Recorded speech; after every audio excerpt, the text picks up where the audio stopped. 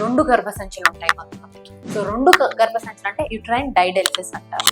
ఇలాంటి వాళ్ళకి మనము ఏమి సర్జికల్ కరెక్షన్ ఏమి అడ్వైస్ చేయము. కానీ ఇలాంటి వాళ్ళకి ఏమవుతుంది అంటే బేబీ ముందే నొప్పులు వచ్చి నెలలు నిండక ముందే మనం డెలివరీ అయ్యేదానికి ఎక్కువ అవకాశం ఉంటుంది.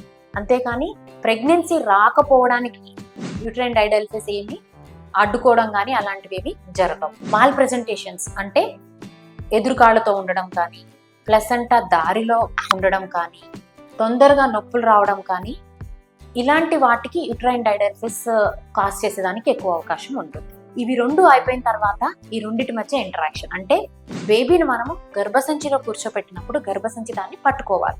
కొంతమందిలో ఏం చేస్తుంది అంటే ఆ రిసెప్టివ్ పీరియడ్లో మనము ఇంప్లాంట్ చేయకపోతే గర్భసంచి దాన్ని పట్టుకోవద్దు. మరి రిసెప్టివ్ పీరియడ్ ఎలా ఐడెంటిఫై చేస్తాము?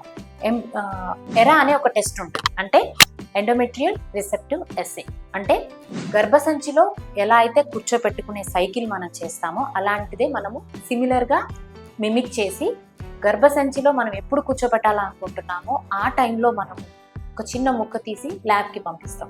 ఆ ల్యాబ్ వాళ్ళు మనం పంపించిన ముక్కలో ఆ టైంలో గర్భసంచిలో రిసెప్టివ్నెస్ ఉందా లేదా ముందుకుందా వెనకాలకుందా అని ఒక టెస్ట్ చేసి దానికి కరెక్ట్గా అవర్స్తో సహా మనకి టైం పంపిస్తారు. సో ఆ టైంలో మనం యూప్లాయిడ్ అంటే జెనెటికల్లీ టెస్ట్ చేసిన నార్మల్ ఎంబ్రియోని మనం రిసెప్టివ్ ఎండోమెట్రియంలో కూర్చోపెడితే ప్రెగ్నెన్సీ వచ్చేదానికి అవకాశం పెరుగుతూ ఉంటుంది.